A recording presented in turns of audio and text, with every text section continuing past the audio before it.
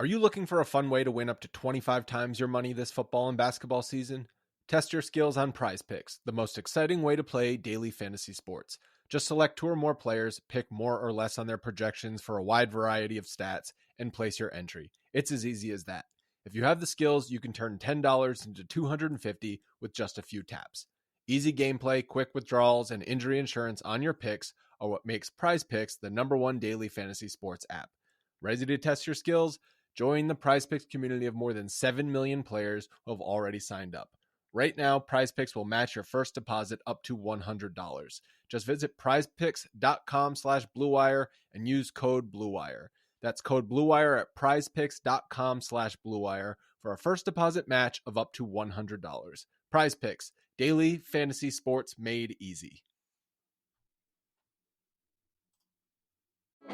Support for this podcast comes from Frito-Lay and the 2023 Snack Bracket Championship. The Frito-Lay Snack-It Challenge is underway, and fans are voting on their favorite snacks to crown champion. We're talking about prime-time matchups between the best 64 snacks in the land. Will Ruffles Ridges reign supreme? Can Doritos defend their dynasty? Or will Smart Food use their smarts for a surprise upset? Only you can decide. Get in on all the action for a chance to win up to $1,000 or a year's worth of snacks. Let your snacks be heard. Just go to fritolaysnacket.sbnation.com to vote and enter for a chance to win. No purchase necessary. Sweepstakes ends April 3rd, 2023. Void where prohibited. Year's worth of snacks awarded in the form of 52 coupons, each good for 1 bag of chips. See official rules at fritolaysnacket.sbnation.com. Hey guys, welcome to Mavs and Moneyball's group therapy. It is a shade after 11 on Wednesday, February 15th. I'm tired. You're tired. The Mavs are tired. No one cares anymore. Why do we do this? Welcome to All-Star Break. All right, I'm just going to let people come up because I don't really have much to say. Just a lot of self-fulfilling prophecies. You would have liked to have seen the Mavericks play harder. You'd have liked to have seen anything, I guess, other than Luka scoring points and everyone else looking like they don't know how to play basketball. Chris, what's going on, dude? Hey, Kurt. Yeah, you sound tired. Yeah, this was very disappointing. And yeah, Jeff Green has his season high. For some reason, last couple of years, I feel like he torches us every time he plays us. He just has a great game. Just bad passes, Pinson minutes. So that's probably the worst thing about this game is just seeing all the Pinson minutes. What world are we living in where he's playing all these minutes? And on top of that, the previous game, sure, he was in that play at the end where that was kind of the reason why they were all over Kyrie and Luka because they didn't have to worry about Pinson. He threw a lead balloon of a pass to Luka when he missed the pass to Kyrie Irving. Yeah. I want to note something just real quick before I forget. So Joe in the chat says we're 0-2 without Tim Hardaway Jr. in the Kyrie era. Joe, would you believe it if I told you that the Mavericks are 0-7 without Tim Hardaway Jr., period? That's a thing. Yeah. I mean, we're all banged up. I mean, we didn't have obviously Finney Smith and Dinwiddie, but I mean, there's just so many things. There's just a lot of guys are out and they're just completely. Luka could have had actually, we only lost by 9. We could have had 45, 50 points. Probably. Well, I mean, they took Luka out when AJ Lawson got hurt because it was like, oh, that's right. This game is out of reach. Why the fuck is Luka Doncic in? Yeah. God. And just when, hopefully AJ's okay. I hope so too. That was scary. Just whenever he's, has career high 10 points, but I mean, he has pretty good shots. Showed some flashes of athleticism. I mean, he is athletic, but then he gets injured. Something about what's going on with Jaden Hardy. You just don't seem like he's just. Well, I mean, he's a second round rookie, and he's rookie, playing probably in terms of high level basketball. He's played. I wonder how many games he's played this year.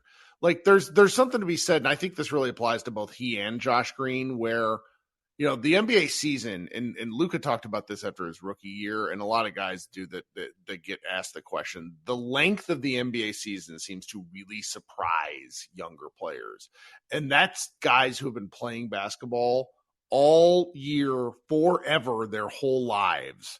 And it's a different intensity, even in games where, it's a grind. And apparently it's a grind. And Markieff Morris is sitting on the bench because, like you said, he's too out of shape to play right now, which is totally unacceptable. You're getting paid millions of dollars. You should always stay ready. Sure. Be ready. I would have liked to see Justin Holiday just to get a little glimpse because I don't remember ever seeing him play. Me either. I'm not going to lie. I've watched a lot of NBA basketball. There are no Justin Holiday memories in my banks. I mean, why couldn't? I mean, it is what it is. I mean, we're playing Denver in Denver. It was nice that we already beat them in Denver back in December. So the one thing that was frustrating me about this game was just not taking shots when you had the ball. There's so many turnovers, the traveling, going out of bounds, like Frank Ntilikina, stuff like that. It was just like, take the fucking shot. Like Christian Wood was down in the paint and he had a shot right there and then he passed it out. Somebody else passes it out and just turnover after turnover. And they're just every time I felt like Denver was scoring after that. But oh man, I got lucky at the last minute, or not the last minute, but I was looking on Ticketmaster. So hopefully Kyrie doesn't have any siblings that have birthdays next Thursday because I'm going to that game against the Spurs. Next Thursday, I felt like one standard price ticket. I'm like, gotta jump on that. $150.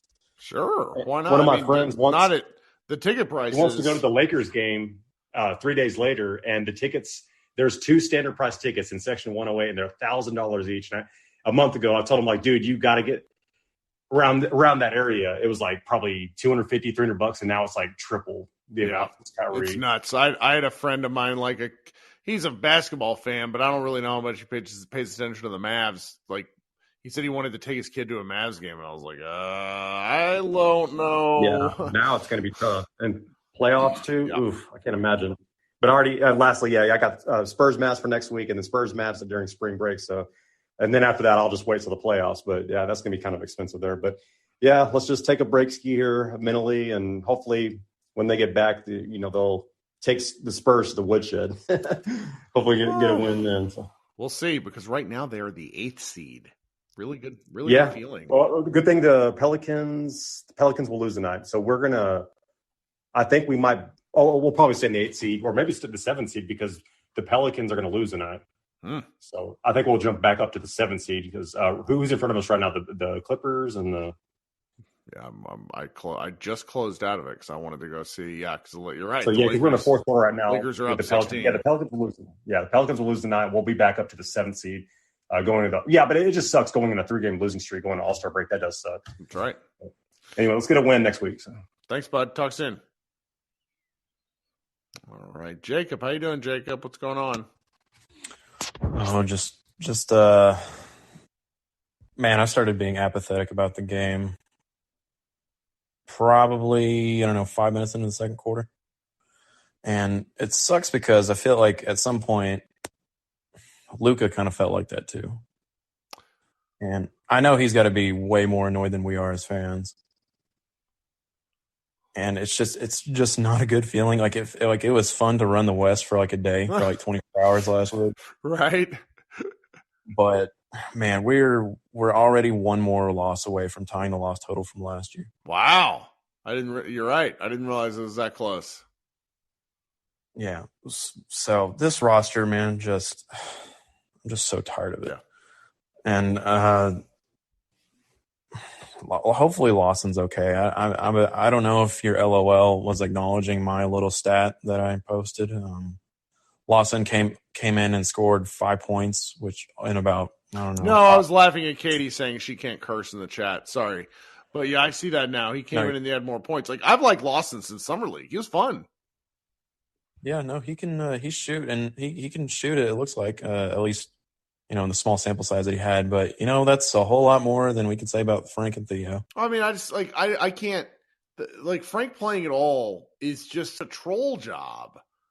Because the Nuggets were basically fine. He can shoot and do whatever he wants because he is terrible. No, he is. And I don't know what got into him last year against the Suns. Well, I mean, great defense can work in spurts because Luka and everybody else is incandescent. But the Mavericks don't have, he can't play a 3-and-D role right now. Like, they earnestly need him to dribble. So it's like him playing sucks. Yeah, and there was a couple times where even his defense, which, that's his calling card at this point in his career, any point in his career really, his help defense, man, he just forgot that Contavious Caldwell-Pope existed and let him shoot from the corner, and he hit 2-3 corner threes. It's like, dude, if you can't even do that, it's kind of like JaVale earlier in this year. It's like, what are you doing? Yeah. You're just getting out there getting cardio. Yep. No, it's a baffling. The big picture take is these guys are ready to go on their version of spring break, but you just hate to go into it on a 3-game skid. Yeah, feeling good after the Kyrie trade, and then losing to Sacramento in overtime. That's one thing, but they're a good team. Yeah. Don't get me wrong; it's in Sacramento. The late start time, that shit's weird. But to come back and then get punked by a Timberwolves team who, I said it a couple green rooms ago, they're not a real franchise. But Rudy Gobert comes out and just what do you have 15 points in the first half, and he's just getting all kinds of putbacks, and our players were scared to drive against him. It's like, what are we doing, man? Yeah. And so my big picture takeaway is, I must say also that Theo Pinson had more minutes than Wood did, going into the fourth quarter. I just don't know what Kid has against Wood. I don't get it. Jokic is going to – I know they're going to say his defense is bad and whatnot. I get it. But Joker's going to get his anyway. Man, defense, fuck it, man. Just put offense in. It feels like he's making a point, and I don't know what that point is because they keep losing. Yeah, no, I don't know. Maybe his point is we should hire Ime Udoka. I mean, what I hate, and I earnestly do hate this, is that Jason Kidd has shown himself to be the coach that I worried that he was. And I don't know how to feel about that. Yeah. Yeah, no, I don't. It's his out of bounds plays. It's his rotations. It's the details that make the difference in close games, and they've lost so many close games.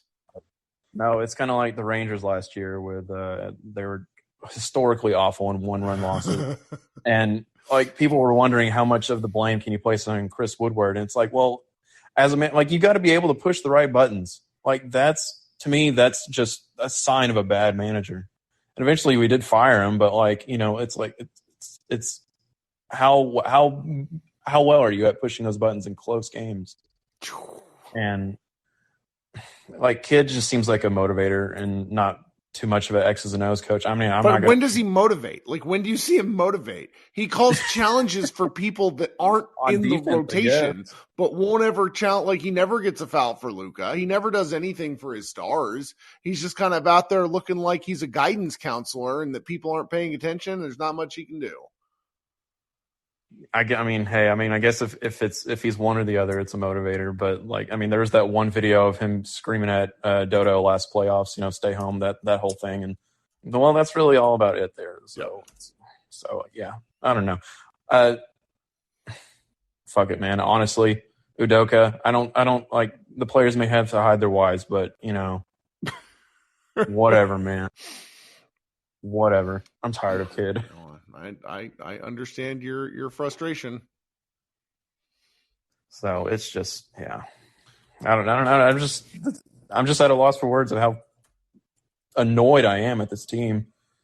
Well, here's a stat to make you feel better. This is not going to make you feel better. Yeah. The last 2 games, the Mavericks have given up 48 of 52 at the rim. 48 of 52. God damn. 92% at the rim. I don't know if that math is right, but it's real bad. Oh my gosh. And that's when we were saying that, hey, JaVale's actually giving us pretty good minutes. But he's not.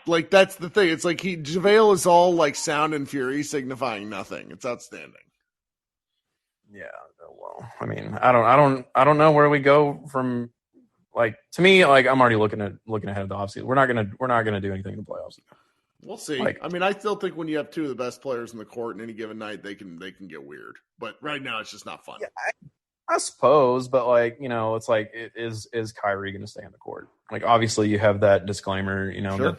that you have to worry about. Luka can get you, 2 games against the team, and then you just hope that the rest of the team Josh Wood, maybe they show up for the other two games. Maybe we could get a first-round upset. But beyond that, it's like, man. Sure.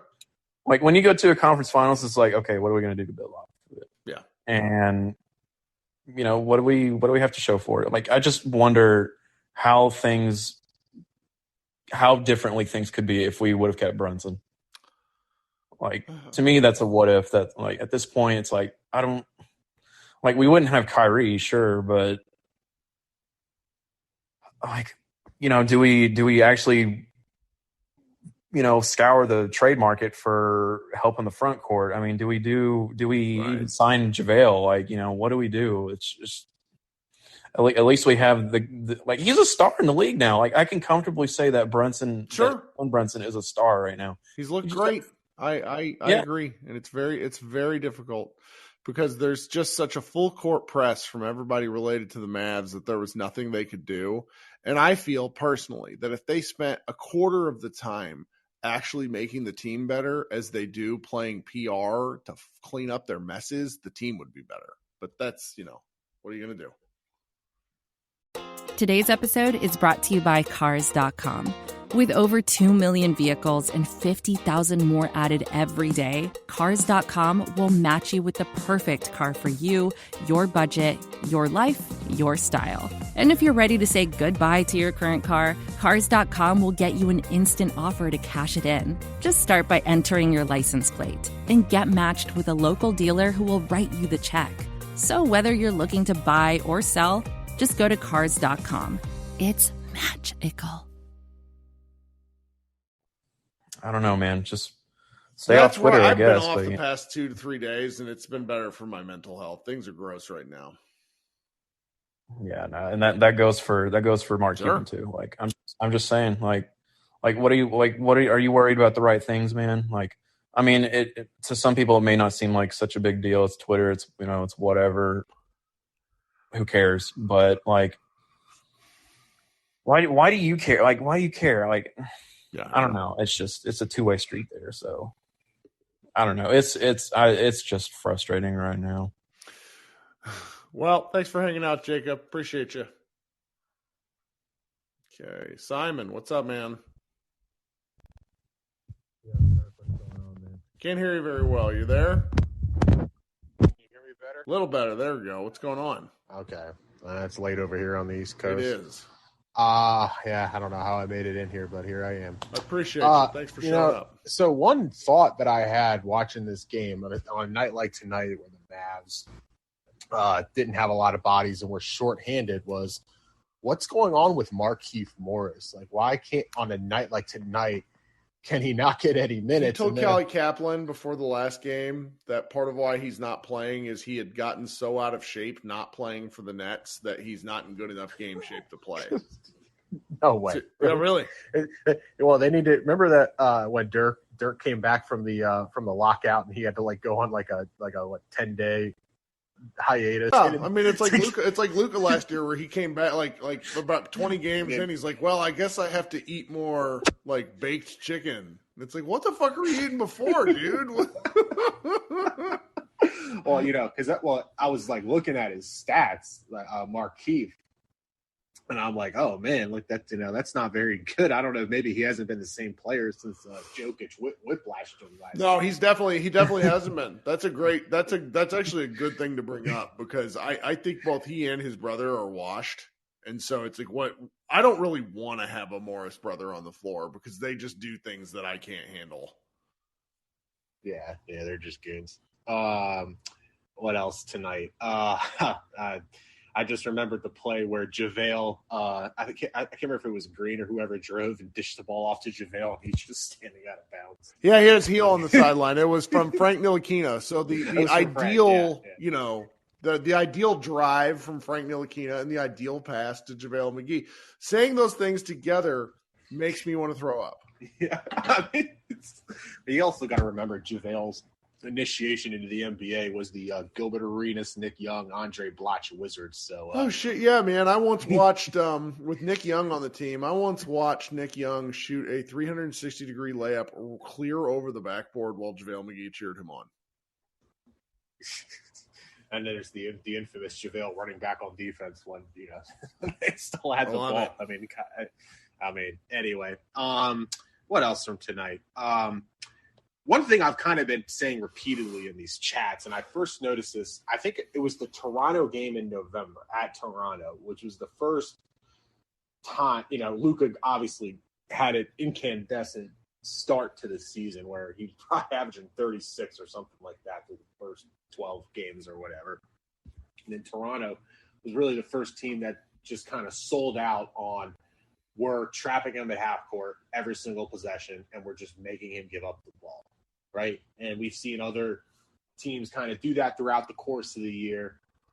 And it just seems to me, I don't know whether it's Luka or whether it's Kidd and the coaching staff, but when teams start to do that, and obviously Denver did a lot of it tonight, more so in the second half, but they just seem content to have Luka give it up and play, let Frank or Dwight or. It's gross. It's gross. I mean, it's like there's no adjustment. They're just like, oh, okay, this is what they're doing. Here's what we're gonna do. It's not like, oh, we'll have someone else bring up the ball, or we'll have Luka, bring it up and pass it, and then go, run down to the post, or get a dribble, something, some type of action to counter that. It's just they don't it works.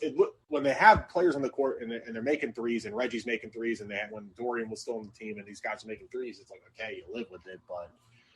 I mean, oh man, tonight was just a rough game because Luka had a pretty good game. He was making his free throws, which is for me, I'm like the Luka free throw hawk, And sure. One thing that the good free throw shooters, the really great free throw shooters, they swish most of them. And Luka, even though he made 10 or 12 tonight, yep. I don't think he swished a single one. They always seem to catch the rim. So whenever he's shooting them, you're just nervous. I just really want him because he was at 80+% when he was with Madrid. So I don't know, the regression since he's coming to the NBA. It's just I don't a focus thing. I mean, it's like catch and shoot threes. He doesn't shoot those very well, and he doesn't have a lot of confidence in them because it's no, he doesn't. He passes. He's good at the things that most players are bad at, and then he's weird and kind of underdone at things that other players have to be really good at to stay in. And I LeBron was like this. Maybe he'll be just a 75% free throw shooter. I would love to see him get to 81, 82. That's all I really want. You there? Sound like we dropped you. Oh, can you hear me? Yeah. Hello? Okay. The difference, obviously, is that LeBron just has otherworldly athleticism. Sure. So for Luka, so Luka has to kind of make up ground on the margins, at the free throw line and things like that, to get to that level, which I think he can. I don't understand why it's 5 years into his career, and he's 72%. He's gotten worse. Well, I mean, with a lot of stuff, his ability to get out of shape quickly is just magnificent. He came back, I also think this. I do think his heel is still bothering him. He had a couple of instances tonight where he was checking his ankle. It definitely looked like that more so in the who do they play on Monday? Who do they lose to? Oh God, I'm drawing a blank. They lost to Minnesota.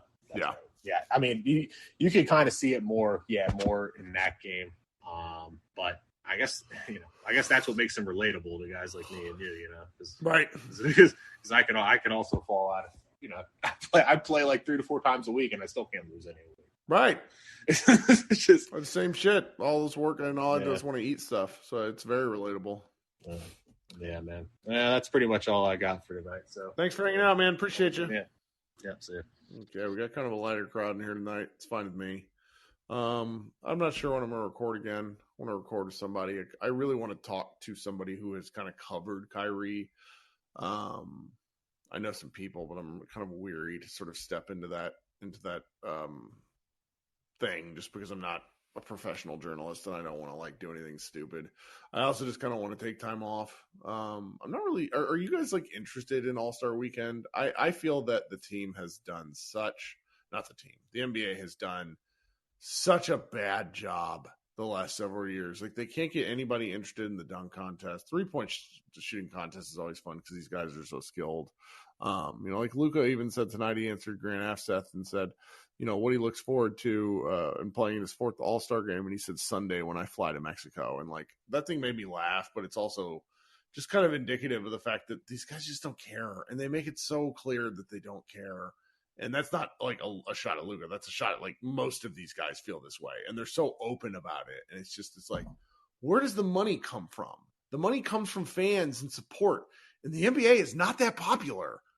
Like RSNs or like regional sports networks are going broke, not because of the NBA, but because the cable model isn't there anymore. So it's like, there's just this assumption out there that the money is always going to continue to grow. And it's like games like tonight and the way the NBA season goes, where it's just like, it feels like nothing matters most nights. It drives me nuts. Like, we didn't play a Nuggets team the entire year where the Nuggets actually suited everybody up, and the Mavericks the same way. It's gross. It's gross. This should be marquee matchups. It should be fun, and it's not fun. Injuries do play a problem with it, but, what are you going to do? All right, well, that's my soapbox. Thanks for hanging out with me tonight, guys. You guys are a lot of fun. Appreciate you. Stop by Matta's Moneyball, and I will maybe we'll record live at some point in the next few days. Be good.